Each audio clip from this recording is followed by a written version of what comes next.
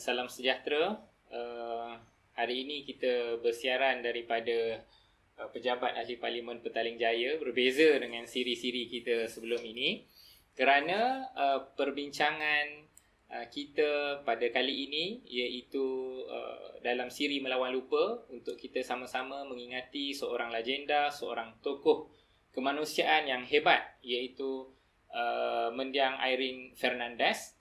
Dan untuk menyesuaikan dengan siapa yang boleh bercakap tentang Mendiang Irene, maka tak dapat tidak datang kita ke Pejabat Ahli Parlimen Petaling Jaya bersama dengan Yang Berhormat Maria Chin dan juga rakan moderator saya Nisa, untuk kita sama-sama mengingati seorang tokoh yang telah pergi meninggalkan kita hampir 7 tahun yang sudah. Lebih kurang kan 31 Mac 2014 Irene Fernandez telah pergi meninggalkan kita semua. Jadi sebagai seorang juga tokoh di dalam civil society, sebelum bergiat aktif dalam politik lah, sebelum PRU yang terakhir baru-baru ni. Jadi sudah pasti YB adalah di kalangan circle ataupun rakan yang akrab dengan Mendiang Irene Fernandez, dan tak dapat tidak kita usahakan juga supaya dapat berkongsi pengalaman-pengalaman YB bersama dengan Mendiang, supaya kita memori bersama dengan Irene itu terus hidup untuk diperkongsikan kepada semua pendengar dan juga penonton kita lah. Jadi untuk yang terlepas siri episod ini, boleh ikuti perbincangan ini baik di Facebook dan juga YouTube dan juga Apple Podcast dan Spotify Kawah Buku. Untuk andai kata terlepas, kita boleh ikut perbincangan kita di sana lah. Okey, jadi Wabi, kita mulakan dengan secara informal tapi secara soalan yang paling basic. Irene Fernandez di mata YB. Salam sejahtera dan Assalamualaikum. Terima kasih bagi saya peluang melibat dalam wacana ini. Dalam pandangan saya Irene Fernandez adalah kawan baik saya. Dah lama, sudah mungkin 30 tahun yang lebih bila saya balik daripada study saya daripada UK, mereka Irene Fernandez dengan NGO sudah mengadakan satu pergiatan Violence Against Women. Ini adalah satu kempen untuk menentang keganasan terhadap wanita. Dan dalam pandangan saya, bila saya kenal dia adalah seorang bukan hanya aktivis tapi memang sangat committed untuk menyampaikan keadilan kepada golongan yang miskin, yang terjejas oleh sistem kerajaan dan sebagainya. So untuk saya ini adalah seorang wanita juga yang kuat bersuara dan kuat committed tentang prinsip-prinsip hak asasi manusia, dan juga harapan dia selalunya ialah mengadakan demokrasi di Malaysia. Jadi apa dia punya jasa dan sumbangan Irene Fernandez dalam perjuangan ni lah? Maksudnya kalau yang YB, seingat YB lah kan? Saya rasa sumbangan dia terlalu besar kepada negara Malaysia, dan yang tadi disebut oleh dia, saya rasa ini adalah seorang pejuang hak asasi manusia, dan bukan hanya untuk hak wanita tapi untuk seluruh negara Malaysia dan juga daripada lain negara, kerana dia dia kuat mengambil tentang isu gangguan seksual, rogo. Dan bila kita ada kempen ya pada 1985, dia kuat bersuara untuk migrant workers ya, pekerja-pekerja yang mana menghadapi diskriminasi dalam kerja, tempat kerja mereka. Dan dia juga lepas tu dia juga ambil tentang isu-isu orang asing ya, yang mana mungkin pada 80-an baru kita ada migrant workers ya, yang datang ke Malaysia untuk kerja dan semua tu, dan menghadapi banyak diskriminasi atau daripada agent mereka, atau kadang-kadang daripada employees, majikan mereka.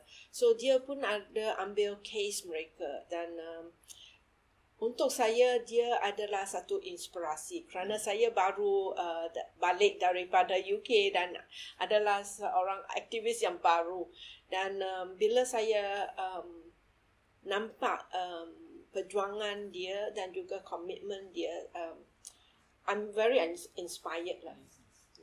Apa dia,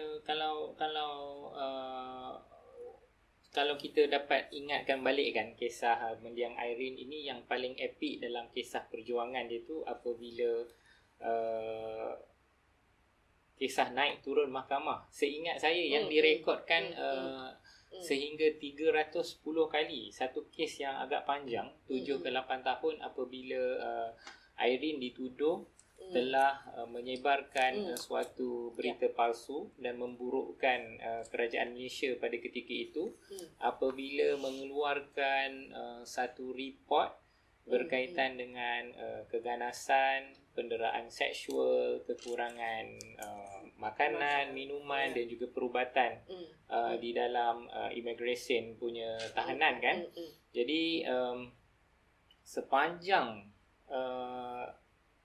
7 tahun dan 8 tahun, mungkin YB ada bersama dengan beliau pada ketika itu kan, sepanjang tempoh tersebut kan. Jadi macam mana Irene berhadapan dengan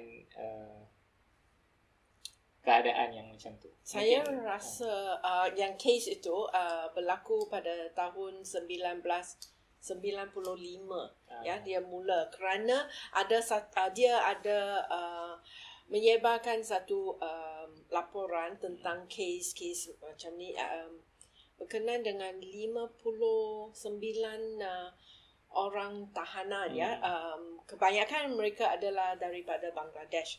So bila dia keluar masuk dalam mahkamah, saya rasa dia kadang-kadang spirit dia naik, kadang-kadang turunkan kerana dalam mahkamah bukti-bukti yang dikeluarkan oleh kerajaan sangat menyiksa dia sendiri. Dan ini adalah satu sebab yang mana kita hendak ada facts ya, dan dia ada facts ya, dia ada fakta tentang kes-kes yang berlaku.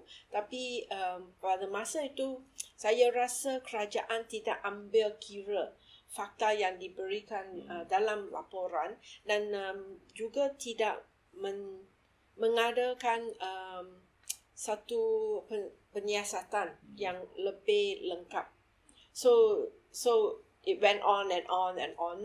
So saya rasa pada masa itu dia rasa walaupun kadang-kadang dia rasa sangat down, tapi spirit dia is still there ya. Dan dia rasa kalau dia give up ya, maknanya dia akan kecewakan orang-orang yang bergantung kepada tindakan dia. So I think she went on and on because dia rasa kes ini bukan hanya kes kerana mereka meninggal dunia ya, tapi kes ini symbolizes untuk dia perjuangan hak asasi manusia.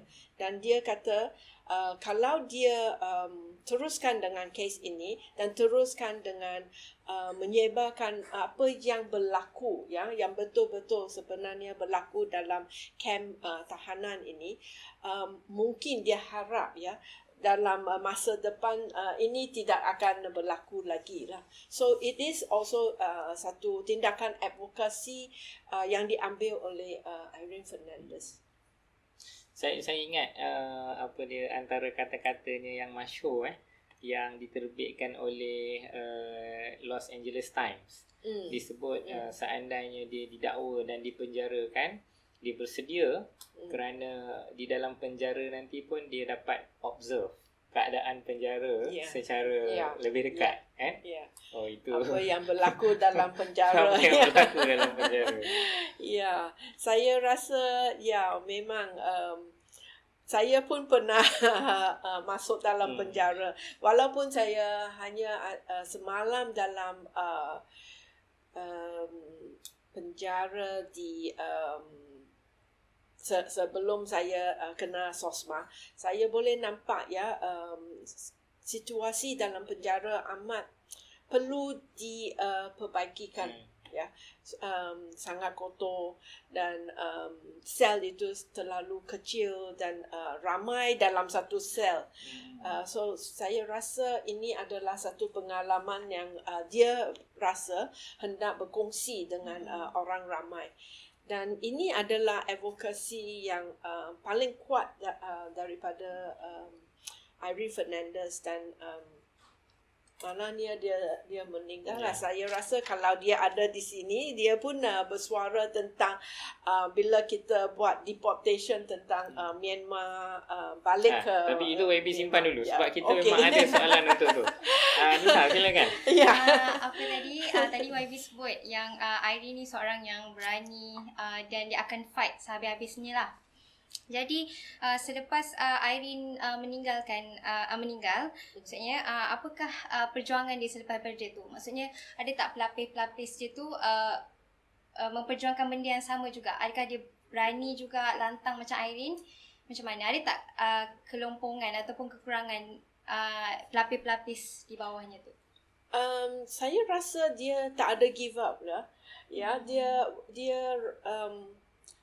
saya pun tak tahu energi dia atau komitmen dia datang dari mana, tapi masih kuat dan selalunya walaupun dia rasa kecewa kadang-kadang atau rasa tak ada sokongan daripada orang awam dan semuanya, tapi dia terus dengan perjuangannya.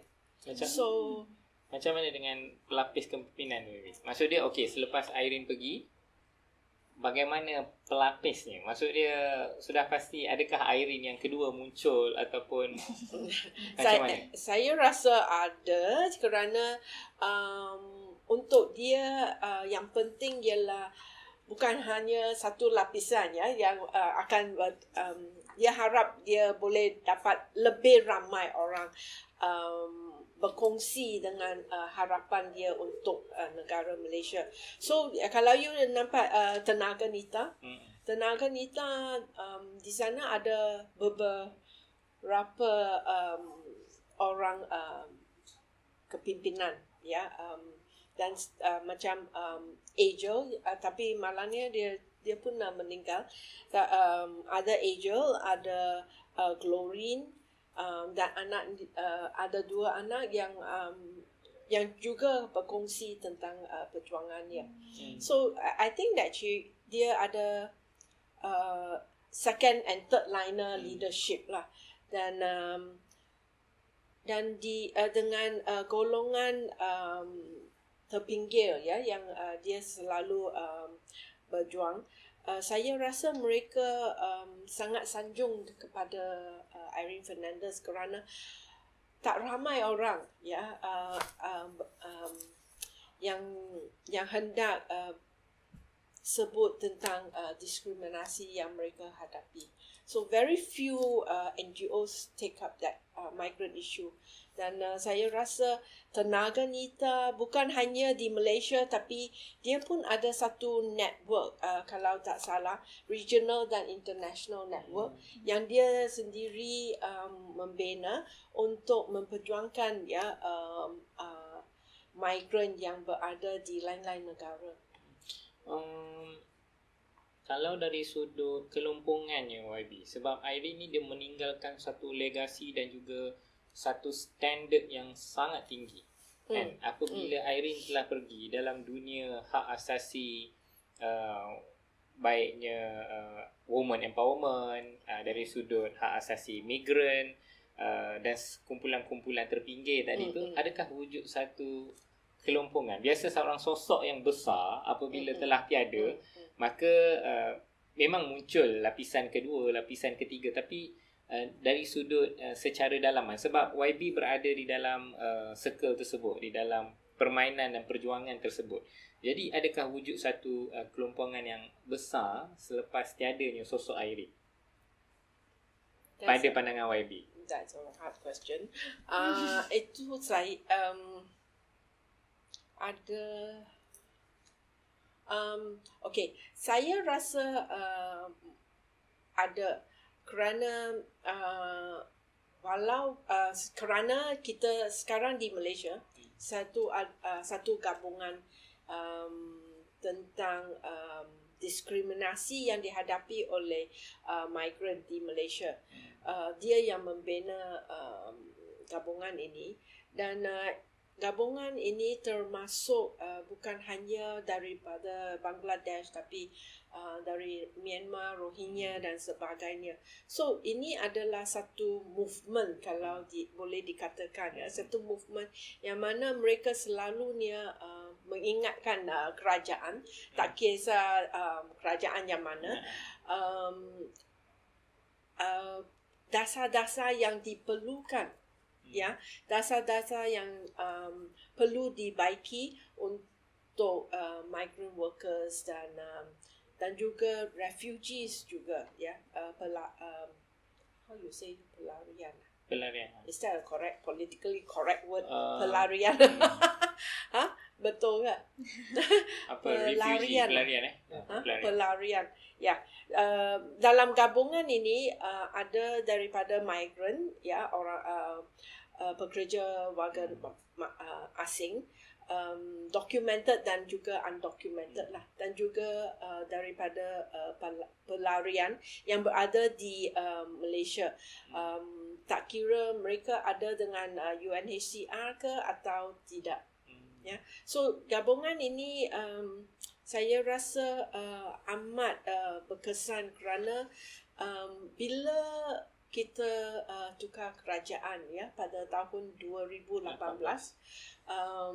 mereka ada bagi satu tekanan kepada kerajaan PH untuk mengadakan satu report tentang keadaan migran dan juga refugees. Tapi report itu unfortunately tak sampai ke parlimen. Belum sampai ke parlimen. Lepas tu tapi dalam laporan ini ada banyak dasar-dasar yang saya rasa yang perlu dilaksanakan untuk prosedur, untuk hak asasi mereka, dan juga bagaimana kita berhubung dengan agensi dan juga kerajaan daripada lain negara. So ini adalah hasil daripada perjuangan Irene Fernandez. Kalau dia tidak munculkan diskriminasi yang dihadapi oleh mereka, mungkin kita tak ada NGO yang akan ambil isu-isu ini. Tapi she's the starter. So she's the starter tentang isu ini, dan lepas tu ada NGO daripada wanita, daripada human rights macam Suara pun masuk dalam isu ini. So dia manage to spread out isu ini kepada lain-lain NGO. So bukan hanya tenaga NITA sahaja ya, tapi dia boleh melibat lain-lain NGO untuk isu ini.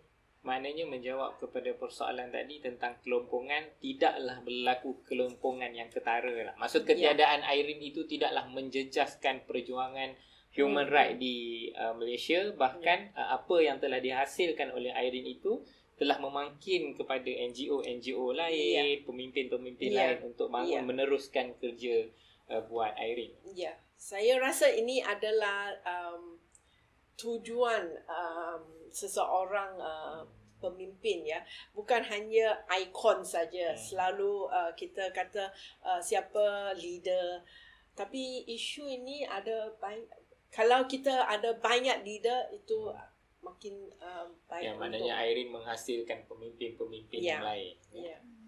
Maybe macam mana Irene seorang anak estate yang boleh sampai diiktiraf dunia? Apa keistimewaannya yang YB rasa? Irene, ya, dia datang daripada estate dan semua tu. Tapi pada masa itu, ini sebelum masa saya, tapi pada masa itu saya rasa ada satu pergerakan Christian movement ya yang sangat kuat. I can't even remember what's the Christian movement. Young Christian Workers. Christian Workers Movement. Young Christian Workers Movement yang paling kuat memperjuangkan hak asasi pekerja di estate.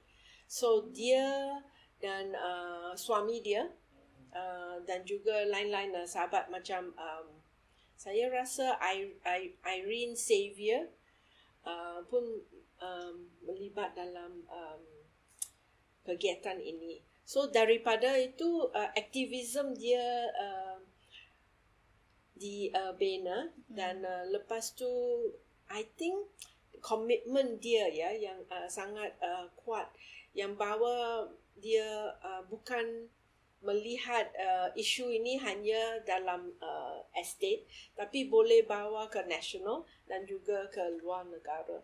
So ini adalah satu vision dia yang saya rasa amat bagus dan bagi inspirasi kepada kita semua lah pada masa itu. Sepeninggalan Irene, saya ingat kalau kita kalau pembaca kan, penonton-penonton dan juga pendengar melihat balik berita tentang Irene Fernandez sewaktu beliau meninggal, bukan hanya media di Malaysia sahaja, tetapi media antarabangsa kan, New York Times, even badan Amnesty International, semuanya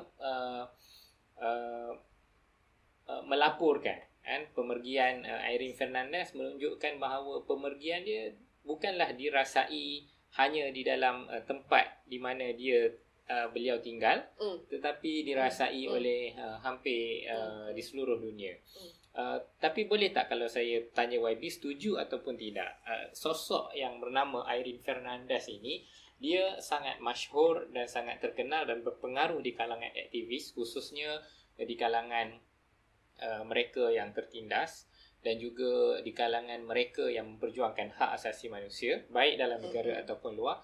Tapi sebenarnya nama Irene Fernandez ini tidak terlalu diketahui umum oleh rakyat kebanyakan. Di Malaysia. Jasa-jasanya, sumbangannya di Malaysia. Pandangan YB, boleh bersetuju ke dengan pandangan? Yes and no lah. Okay. Yes and no. Kerana pada masa dia ada court case itu, saya rasa ramai orang kenal case itu. Dan saya boleh nampak ada sokongan untuk dia daripada rakyat Malaysia. Tapi apa yang dia buat ialah untuk meningkatkan isu ini. Dia ada berhubung dengan lain-lain NGO di luar negara. Kalau tak salah, saya rasa dia ada satu regional organisation untuk pekerja-pekerja asing.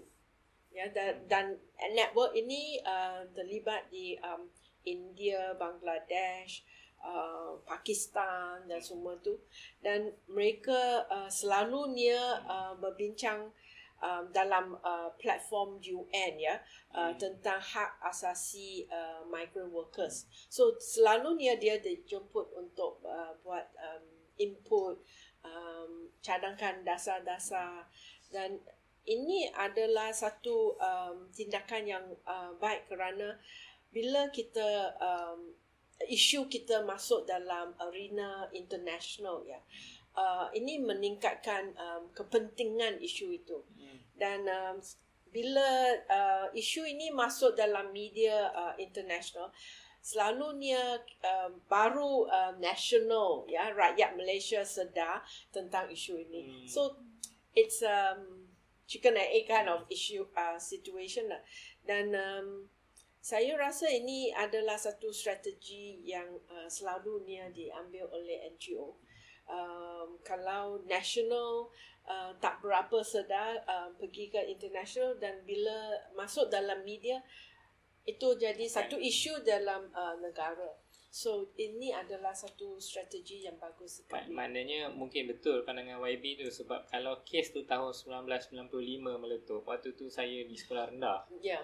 Jadi barangkali waktu itu nama Irene Fernandez itu tak sampailah kan pasal kita. Kita tahu yang ingat tahun 99 reformasi, apatah lagi kalau itu pun waktu masih sekolah rendah. Sebelum itu barangkali mana dalam bayi umur saya dalam menjejak ke 3 series ni, mungkin nama Irene Fernandez itu sudah sayup-sayup kan. Tapi kalau yang lebih berumur daripada saya, generasi dah 40-an dan ke atas pada sekarang ni, agaknya nama Irene Fernandez agak masyhur lah. Ya. Tapi apa yang penting ialah kalau kita tidak mau lupakan orang-orang seperti Irene Fernandez dan even sister dia Angel Fernandez. Saya harap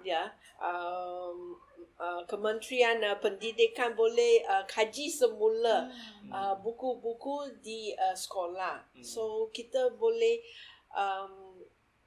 masuk semua nama ini, sesiapa yang telah menyumbang kepada negara kita boleh masuk dalam buku-buku sejarah kita, supaya kita jangan lupakan. Tapi selalunya dalam buku sejarah kita biasa hanya British time lah dan Japanese time lah dan semua tu. So perlu revise. Ya, perlu revise kerana saya rasa di Malaysia ada ramai hero dan heroin. Betul. Ya. Bagaimana pula dengan antara pertubuhan yang Irene usahakan macam Tenaga Nita, Awam dan juga Suaram selepas peninggalan Irene? Saya rasa yang persatuan ini termasuk juga lain-lain regional organisation akan teruskan perjuangan dia. Mereka tidak akan lupa perjuangan dia kerana ini adalah tujuan untuk membina persatuan Awam ke Suaram dan semua tu. Dan kalau you nampak Suaram dia kuat bersuara tentang hak asasi migran dan juga refugees So perjuangan akan diteruskan. Tapi ikon Irene tidak akan dilupakan. Momen-momen indah. YB dengan Irene. Yes. Dah lama kan. Kalau mungkin boleh kongsikan dengan penonton kita, sebab tadi sebelum daripada kita start perbincangan kita ni, YB dah share sikit momen-momen YB bersama dengan Irene. I think yang YB ingat lah, yang sangat personal lah. The best moment ialah bila kita membina ini kumpulan menyokong ISA detainees. Kerana pada masa itu semua orang dah takut, tak ramai orang join kumpulan ini. So kita hanya ada 5-6 orang yang buat kempen dan kita pun ada satu lawyer sahaja yang bantu kita berbeza dengan sekarang. Sekarang di bawah Bersih saya boleh katakan ada beratus lawyer, tapi pada masa itu kita hanya ada seorang lawyer yang berani untuk ambil case ISA detainees. So bila kita bekerja sama I think I appreciate yang mana kita bagi sokongan bila kita dalam keadaan takut dan semua tu harass oleh polis dan semua dan kadang-kadang takut kita pun kena ditangkap. She is the one who gave us the confidence. Dia yang berani, dia akan pergi bincang dengan polis dan bincang dengan kerajaan dan semua tu. So sebagai aktivis yang baru pada masa itu, we feel very confident. Bila kita nampak ada leader macam tu berani, walaupun kita pun takut tapi berani untuk bersuara, berani untuk menghadapi masalah yang kita ada pada masa itu. It's an inspiration lah. Tapi I think that pada masa itu kita pun apa yang penting ialah kita bila kita rasa ada concern dan semua tu kita boleh bincang bersama-sama dan bersama-sama kita menghadapi masalah tu. So itu yang penting. Sama dengan bila saya berada di Bersih, kalau kita tidak ada AJK yang ada visi yang sama, komitmen yang sama, mungkin gabungan itu tidak akan jalan dengan secara lancar. Okey, tadi YB dah sebutkan antara cara untuk kita nak mengingati Irene adalah contoh masukkan dalam buku sejarah dan sebagainya. Selain daripada tu apa lagi? Mungkin cara bagaimana. Yalah, buku sejarah itu terlalu jauh tu. Maksud saya ialah sukar, benda hal yang sukar untuk dia. Tapi suka. Saya harap akan berlaku. Ya, itu satu. Tapi kan bagaimana Malaysia kan nak ingat, kita nak usahakan ni supaya Irene ni sebagai ikon, contoh macam saya sebut tadi, kalau tahun 95 generasi 30-an dan 20-an ke bawah ini barangkali memang tak pernah dengar tentang nama Irene Fernandez. Jadi bagaimana Malaysia kalau kita nak ingat tentang Irene Fernandez? Ya, kalau kita nak ingat Irene Fernandez, macam apa yang kedai buku ini buat adalah satu cara lah. Yang lain ialah kalau kita boleh masuk nama dia dan mungkin ada satu exhibit dalam in the archive Malaysia, dalam saya pun masih rasa dalam buku sejarah ini adalah satu cara. Itulah caranya lah. Kerana buku sejarah kalau dah masuk ke buku itu tak boleh keluarkan I mean you can't take it out so tiap-tiap tahun belajar akan kenal ada Irene Fernandez, ada lain-lain orang yang telah menyumbang kepada negara tapi kita tak kenal mereka lah. Dan mungkin juga boleh memberi inspirasi kepada orang lain. Ya. Terutama dia kepada wanita. Ya. Apapun, terima kasih YB yang sudi meluangkan masa, waktu untuk kita mengingati semula kan mendiang Irene Fernandez. Dan untuk penonton dan juga pendengar siri Melawan Lupa kali ini, Irene Fernandez mungkin telah pergi meninggalkan kita, tetapi inspirasi dan juga semangat juangnya akan terus kita ingat, akan terus kita semat agar semangat itu akan terus kita bawa sehingga ke hari-hari yang akan datang.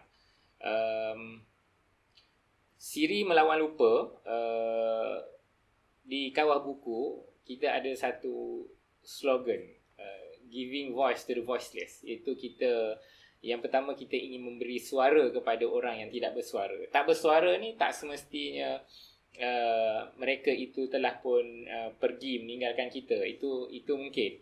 Yang keduanya adalah sewajarnya sosok seperti itu harus diangkat, harus terus diperkenalkan, dan kami mengambil jalan tersebut untuk mengangkat dan memperkenalkan tokoh tersebut kepada khalayak, supaya nama-nama ini ataupun peristiwa-peristiwa yang kita pilih dalam siri Melawar Lupa ni akan terus diingati dan dijadikan iktibar buat kita semua.